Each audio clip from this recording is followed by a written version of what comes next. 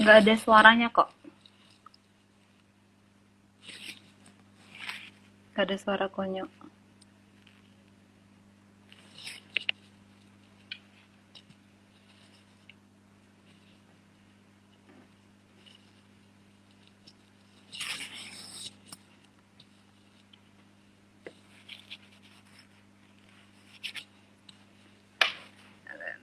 Apa saya? Belum ada suaranya.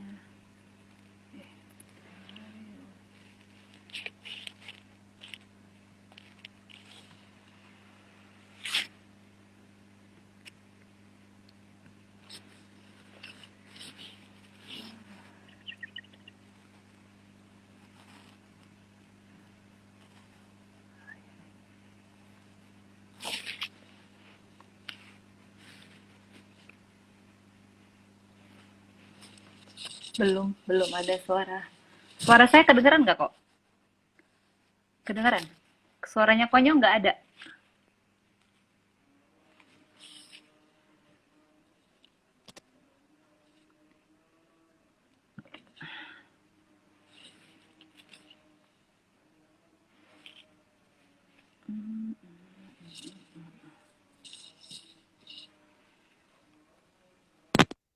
Nah, tuh ada bunyi. Ya, udah masuk ya, Bem? Udah. Sorry. Tadi di mute. Aduh, pikir kenapa lagi. Ya, selamat malam buat teman-teman. Ketemu lagi di Biru Bincang Seru. Ya, hari ini kita akan ada narasumber lagi ya, Fem. Nah, ini narasumbernya sudah bergabung. Kita ajak gabung dulu. Nanti biar dia yang perkenalan sendiri siapa. Betul. Dari mana asalnya? Halo, selamat malam kok. selamat malam bro. Halo, malam, Ya, Bro Dian, kami juga, Iya, selamat malam. selamat malam. ya, ya. Apa nih? Mungkin bisa perkenalan dulu bro, namanya, terus mungkin kegiatan dan Tinggal lain di sebagainya. Perkenalkan, nama saya Yusak. Saya stay di Bandung, domisili saya di Bandung. Hari-hari ini saya juga terlibat dalam penggembalaan ya, khususnya perintisan 5 tahun jemaat perintisan yang saya gembalakan. Lalu juga saya ada mengelola usaha bersama dengan orang tua. Wow. Usaha apa kok? Gitu. Boleh tahu? Trading anduk. Oh, iya, oke. Jadi bukan pabrik trading sih. Gitu. Single? Puji Tuhan, udah married awal tahun kemarin. Puji Tuhan. Ya mungkin hari ini kita ngobrol-ngobrol soal masih COVID-19 gitu ya. Beberapa waktu yang lalu juga Bro Yusak punya pengalaman itu tentang COVID-19. Mungkin bulan apa itu ya? Bulan tahun ini ya? Saya kan bulan Desember. Desember 2020. Tuh, Desember 2020 sampai Januari lah. Januari udah bener-bener pulih. Oh. Itu waktu awal gimana? Bisa sampai ketahuan ada gejala atau? Ya, jadi saya tuh kan ketahuan itu 2 Desember 2020, tepat sebulan sebelum wedding. Sebelum acara pernikahan. Jadi bulan sebelum acara pernikahan, gua divonis COVID-19. Nah, gejalanya sih demam ya. Maksudnya kayak penyakit-penyakit biasa lah gitu. Karena yang namanya masuk angin tuh udah jadi langganan banget buat gua. Iya. Kan kayak badan linu-linu segala macem itu udah sering banget. Dan waktu itu gue ngalamin yang kayak gitu, gue kira sih gue nggak kepikiran sama sekali kalau gue kena COVID gitu. Waktu itu inget banget lagi fitting baju. Jadi calon mertua yang jadi mertua gue hari ini juga lagi ke Bandung. Kita satu mobil selama 2 hari di Bandung. Hmm. Lalu calon istri dan juga adiknya juga lagi fitting di Bandung. Dan gue inget banget waktu itu hari Rabu ya, mulainya hari Rabu badan gue udah mulai nggak enak. Hari Kamis makin menjadi, terus lanjut hari Sabtu itu gue di antibody. Hari Jumat gue di antibody, hari Senin gue di PCR.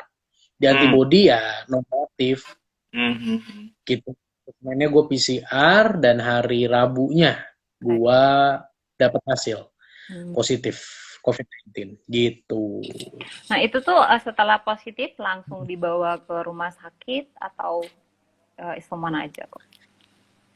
Iya, jadi karena memang waktu itu ya gue bersyukur juga sih ada teman gue, agent juga, gue asuransi juga. Ketika telepon, kenapa kok lu sesak nafas? Saya itu juga kadang sesak nafas kalau masuk angin, capek sedikit tuh bawaannya sesak nafas. Jadi gue pikir biasa aja, nggak ada sesuatu yang aneh. Tapi ketika gue telepon, dia bilang enggak, lu beda sesaknya, udah lu masuk cepat ke rumah sakit. Karena waktu itu lagi penuh, ya puji Tuhan juga dapat besoknya. Jadi lusa 2 hari kemudian, jadi hari Jumat ya kalau nggak salah gue masuk rumah sakitnya. Gitu. Berarti langsung dibawa ke rumah sakit ya kok ya? Gitu. Karena bergejala juga waktu itu, gue bergejala itu, jadi langsung bawa masuk rumah sakit. Itu. Ada asma juga ya soalnya bro? Asma? Iya, jadi gue itu asma itu terakhir kambuh juga waktu gue kecil. Waktu gue kayaknya, waktu gue 2 tahun itu gue udah nggak pernah, karena waktu gue 2 tahun gue udah pindah rumah, dan dari situ udah nggak pernah asma lagi. Gitu. Gue juga nggak nyangka bahwa ternyata riwayat asma gue yang udah begitu lama nggak kambuh itu menjadi salah satu penyebab gue ngedrop waktu kemarin COVID. Gitu. Jadi gue nggak kepikiran sama sekali bahwa gue biasanya doain orang yang ada di ICU, tapi sekarang gue yang masuk ICU. Gue nggak pernah kepikiran. Jadi waktu itu hari Jumat gue masuk, hari Sabtu gue masuk ke ruang ICU. Gue masuk Kamis, Jumat di ruang biasa, Sabtu gue masuk ruang ICU. Gitu. Salah satu penyebabnya ya karena itu. Karena apa? Karena asma, dan juga gue kan ada obesitas juga sebetulnya. Terus waktu disuruh masuk ICU tuh gimana perasaan Ko Yusak waktu itu tuh? Ada perasaan takut kah? Atau ya biasa aja gitu?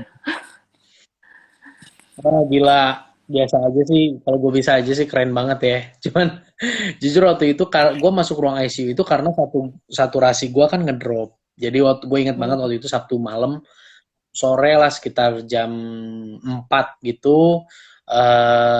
Dari siang sih sebetulnya gue udah diwanti-wanti sama medis, sama tim nakes di sana di rumah sakit untuk gue nggak banyak gerak, untuk gue nggak stres.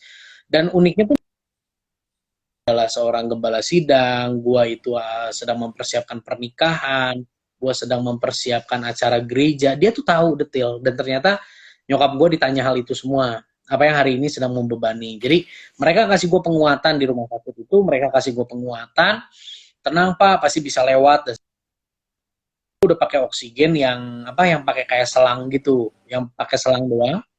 Nah, sekitar jam 5 sore suster masuk, gue diganti pakai yang kayak masker yang ditutup, dimana dia bilang, Pak pakai ini, bawahnya ada balon itu kan, Pak pakai ini karena supaya Bapak bisa lebih enak. Dalam hati gua, nenek gua kemarin belum lama meninggalnya tuh setelah diganti itu meninggal, dan ternyata ketika orang diganti itu tuh sebetulnya kondisinya udah makin drop gitu. Jadi dia ngomong apa segala macam gua udah kebayang. Nah udah gitu gue berjalan, gue masih sempat chat sama calon istri gue yang hari ini jadi istri gue, sama beberapa sahabat juga yang nanyain kondisi gue minta dukungan doa dan sebagainya.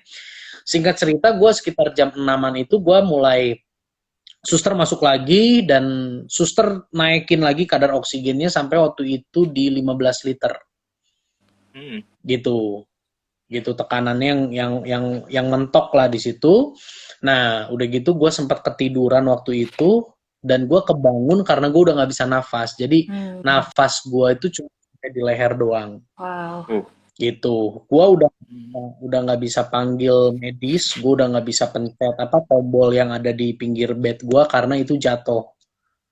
Gitu jatuh, dan gue sangat bersyukur karena waktu itu gue satu kamar itu 2 orang. Awalnya gue ngeluh, Bro Dian, gue ngeluh, gue marah, Tuhan kenapa gue harus masuk ke kamar yang sekamar 2-an, gue gimana mau istirahat, gue nggak nyaman, gue nggak enjoy. Ya sorry, gue jadi keinget, Tuhan gue kan punya asuransi fasilitas gini, wah argumen lah gitu. Tapi ternyata Tuhan lebih tahu lah. Gue kebayang kalau gue waktu itu sendiri udah lewat, gue nggak ada hari ini. Nah teman sebelah gue, teman kamar gue manggil medis, dan gue kaget waktu itu mereka datang. Biasanya satu-satu itu mereka datang langsung bertiga, udah bawa alat semuanya. Udah langsung ditempel-tempel dan sebagainya, langsung suster telepon ke dokter katakan harus masuk ruang.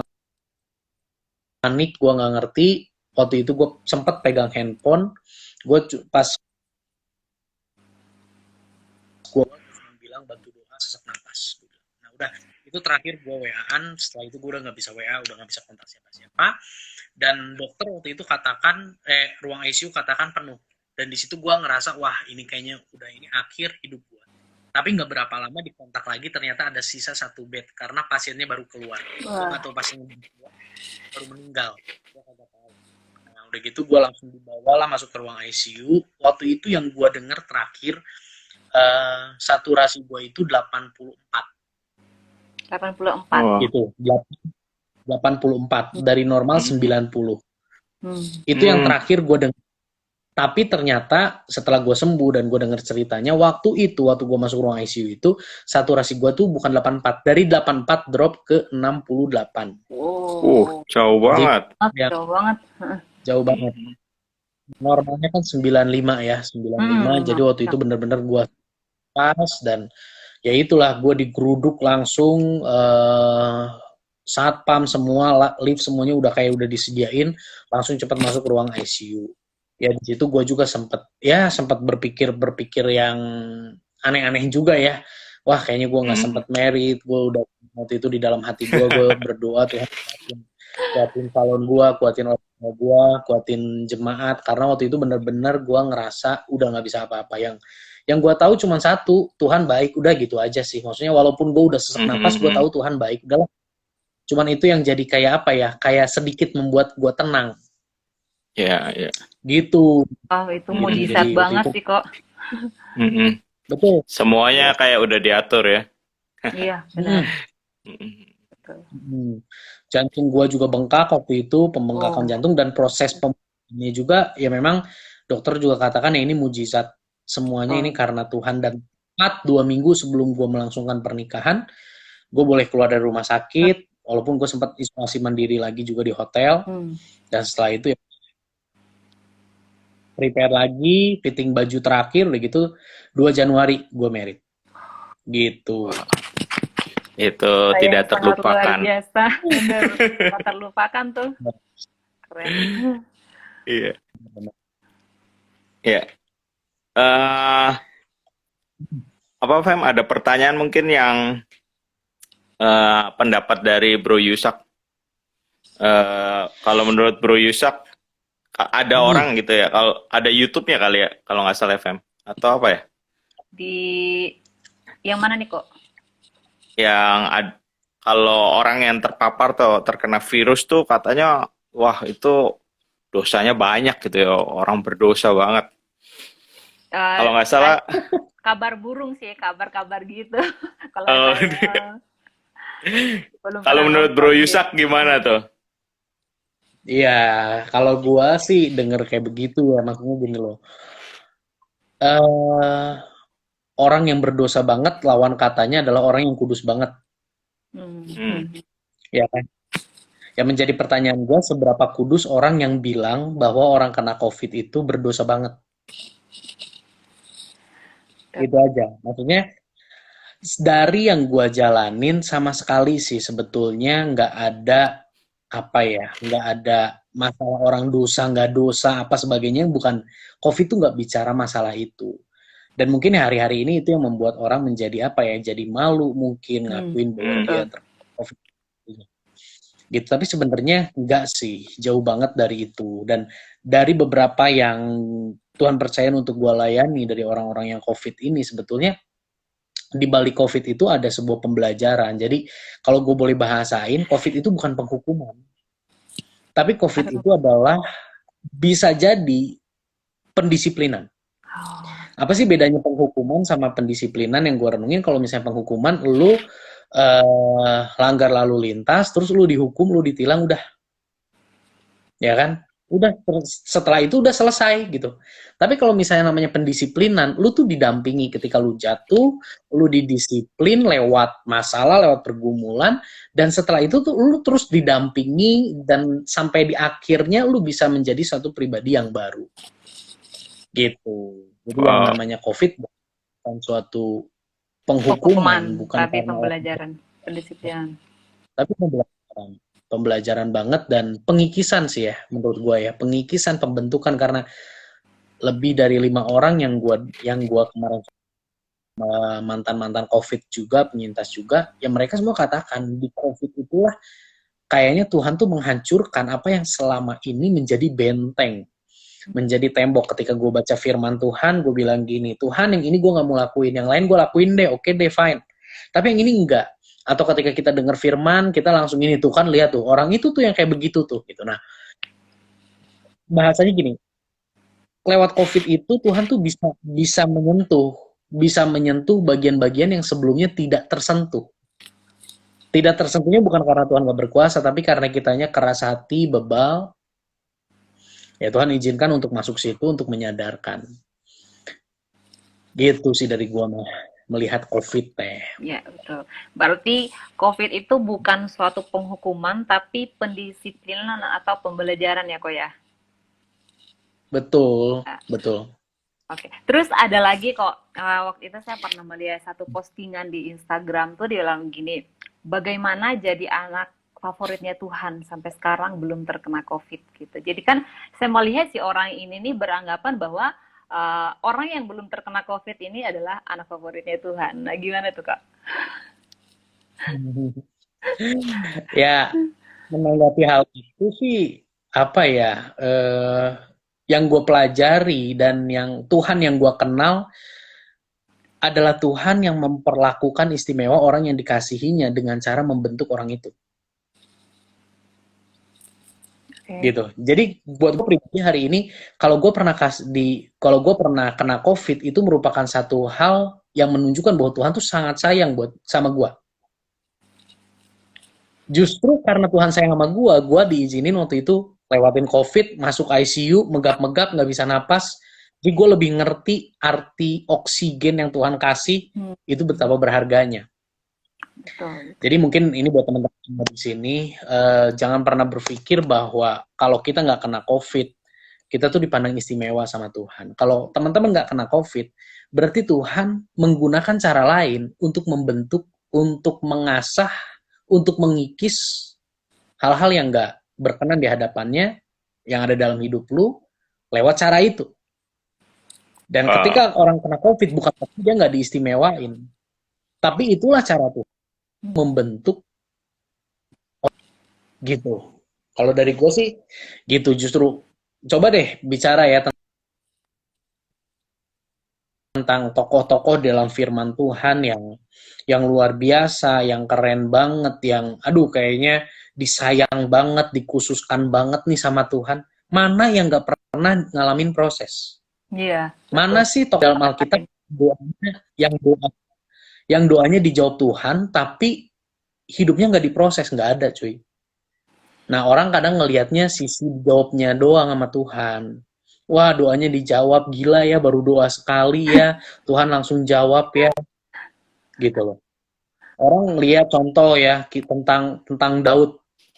Wah Daud bisa lawan Goliat, gila ya, pasti ini gue lihat gue nih, gue pasti bisa kalahin nih karena Tuhan beserta gue dan sebagainya. Iya, tapi jangan lupa bagaimana Daud bertahun-tahun dia gembalain 2-3 ekor kambing domba, dia bawa kecapi, dia memuji Tuhan, dia punya hubungan sama Tuhan, keintiman sama Tuhan.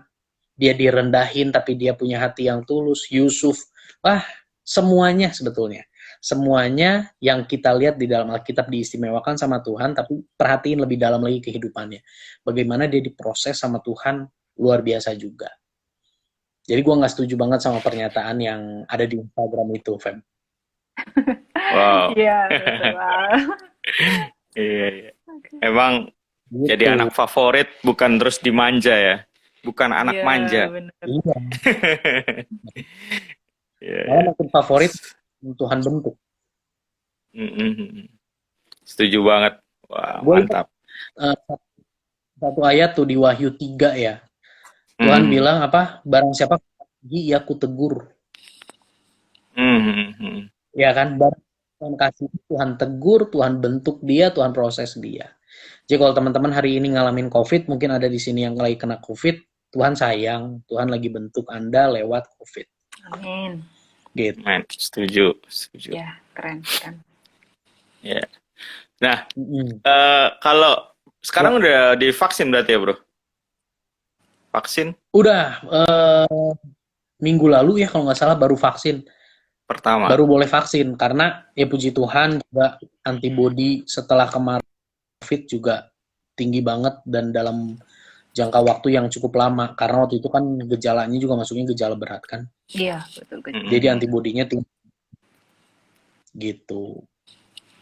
Akhirnya udah divaksin sih minggu kemarin atau 2 minggu lalu, lupa gue pasti. Berarti nggak setuju juga ya? Katanya kan kalau pernah mungkin ya 3-4 bulan yang lalu kali waktu awal-awal vaksin tuh kita dengar vaksin itu ada chip 666 gitu ya. Wah, hati-hati tuh antikris tuh gitu ya.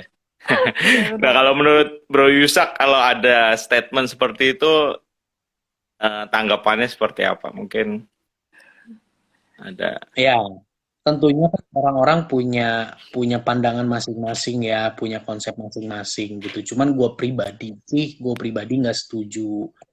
Kenapa? Karena kalau kita bicara 666, jangan cuma lihat angkanya doang. Jangan cuma lihat bentuk chipnya doang. Bahkan mungkin nanti bukan bentuknya mungkin bukan chip juga. Gitu, nggak tahu bentuknya apa gitu loh. Tapi jangan kita terfokus sama angkanya, sama bentuk chipnya. Nah, yang pertama gini, bicara tentang antikris 666. Kalau kita lihat di Wahyu ya, teman-teman, kita lihat di Wahyu, masalah chip dan penanaman tentang perekonomian, ini kan bicara tentang perekonomian kan, lu nggak boleh jual beli barang kalau misalnya nggak ada itu tuh kapan sih terjadinya? Yang pertama, gue percaya itu terjadinya setelah pengangkatan gereja. Nah, ini juga konsep akhir zaman, konsep pengangkatan ini juga kan kedatangan Tuhan kan macam-macam. Cuman gue percayanya adalah 666 itu akan dilegalkan dan itu akan bekerja di seluruh dunia itu setelah terjadinya pengangkatan. Itu yang pertama. Yang kedua, 666 itu tuh nggak cuma bicara tentang lu bisa transaksi, tapi juga bicara kalau lu lihat di Wahyu lagi, itu juga bicara tentang penyembahan. Lu harus sembah dia dan lu harus pasang. Gitu loh. Artinya ketika nggak pasang, ketika menolak pasang, nanti gitu ya buat orang-orang yang tertinggal, itu bukan cuma bicara masalah kehidupan jasmani, tapi spiritnya pun sudah menyembah antikris itu. Gitu. Jadi buat gue secara pribadi, gue nggak setuju. Dan ya walaupun kemarin juga ada yang tanya sama gue, kok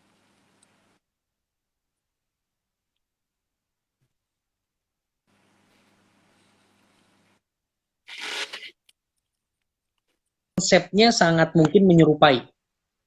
Artinya gini, gue tadi ke mall, dan berapa waktu lalu ada saudara gue ke mall juga di Bandung, itu harus bawa surat vaksin.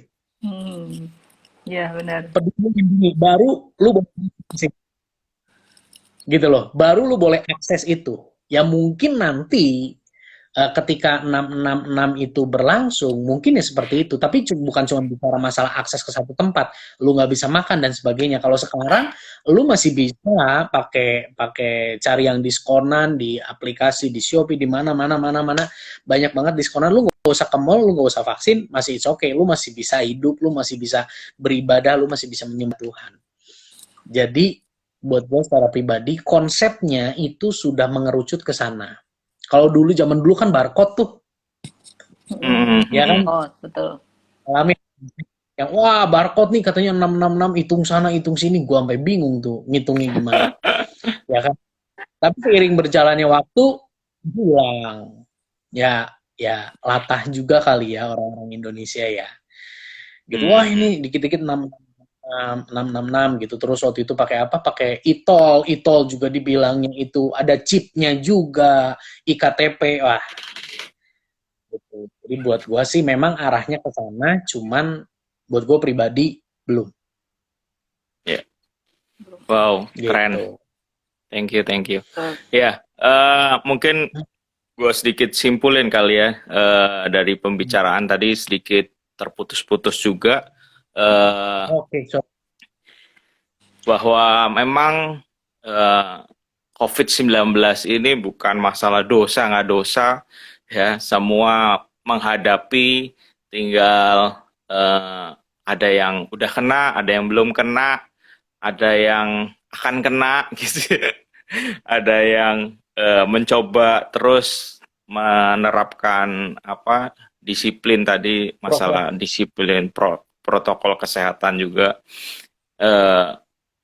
Yang jelas melalui keadaan situasi ya Tuhan mau kita semua semakin maju gitu ya dalam cara berpikir, cara kesehatan, paradigma kita, termasuk juga dalam hal rohani gitu ya. Juga soal 666 gitu ya, bukan bicara soal chipnya atau apa, tapi hati kita. Kalau hati kita kepada Tuhan, kita percaya kepada Tuhan, beriman kepada Tuhan, nggak pengaruh gitu ya soal mau chip kayak mau apa. Yang jelas mau barcode kayak gitu ya, dicidat ada tatonya mungkin gitu ya. Ya kalau orang yang bertato 66 pun kalau dia bertobat percaya Tuhan Yesus, saya rasa juga nggak masalah gitu ya. Tuhan akan terima dia, akan rangkul dia. Jadi mungkin itu kali ya. Ada tambahan, Fem? Mungkin kita minta saran atau apa ya, masukan-masukan mungkin dari Ko Yusak untuk teman-teman yang menonton maupun teman-teman yang belum menonton gitu video ini. Mungkin ada saran dari Ko Yusak, silakan kok. Oke, mungkin dari gua, yuk kita punya pandang yang benar dalam menghadapi setiap kondisi yang terjadi.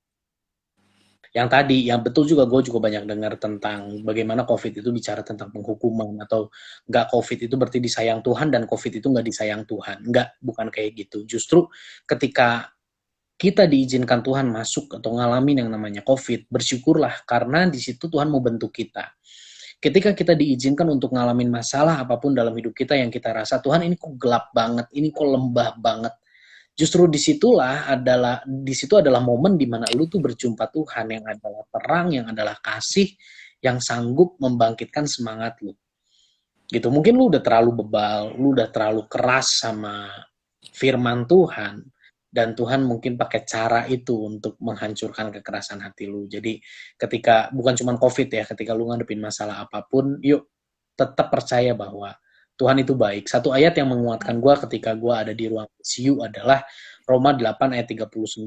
Tidak ada satu kuasa pun yang sanggup memisahkan kita dari kasih Allah di dalam nama Yesus Kristus. Mau badan lu tatoan, ya itu ada temen gue bro. Tato satu badan. Tato satu badan, betul banget. Dan ini Bro Indra ini juga salah satu orang yang Tuhan kirim juga. Ketika gue lagi dalam COVID, kita banyak sharing, gue banyak dikuatin sama Bro Indra dan kita saling nguatin. Nah, nggak ada satu kuasa pun, nggak ada satu hal pun yang bisa memisahkan kita dari kasih Yesus itu. Dan yang kedua, ketika teman-teman lihat ada orang yang terpapar COVID, yuk kita jangan pandang rendah, jangan tanya kenapa lu bisa kena COVID. Nggak ada yang mau cuy kena COVID, ya kan? Jadi lebih baik kita support dalam doa daripada tanya lu kena di mana, lu ketemu sama siapa, aduh jangan-jangan gini gini gini gini. Mendingan lu support doa, lu kuatin, lu jadi support system yang keren buat temen lu, buat orang terdekat lu untuk dia bisa survive. Dan yang ketiga itulah protokol kesehatan, karena nggak ada satu orang pun yang kebal sama yang namanya COVID. Ya kemarin kita baru dihebohkan dengan berita satu public figure juga kan, Om Deddy ya kan, Betul, betul. gitu dia cuy, ya kan, dia kurang sehat apa coba, Benar. dia kurang olahraga. Nah itu tuh benar. Gitu. Nggak ada satu orang pun yang kebal. Jadi teman-teman yuk tetap jaga protokol kesehatan, jangan sembrono. Itu aja mungkin dari gua. Oke, Wow, keren. Thank keren you. banget. Ya, terima kasih banyak kok Yusak buat sharingnya yang sangat penting dan tentunya sangat memberkati kami semua. Saya berharap juga untuk teman-teman semua yang nonton boleh Sama-sama. mendapatkan sesuatu ya dari bincang seru kali ini. Nah, untuk bincang seru selanjutnya, wah, jeng jeng jeng. Kita kan ketemu di hari Kamis tanggal 16 September 2021 ya pastinya. Kita akan berbincang-bincang dengan seorang dokter. Siapakah itu? Wah, rahasia dong. Pokoknya nanti kita akan kasih tahu ya teman-teman ya. Terima kasih juga buat semua teman-teman yang udah join pada malam hari ini. God bless you semuanya. Terima kasih, Sak. Tuhan berkati Thank you semua. semuanya. God bless. Bye, God bless.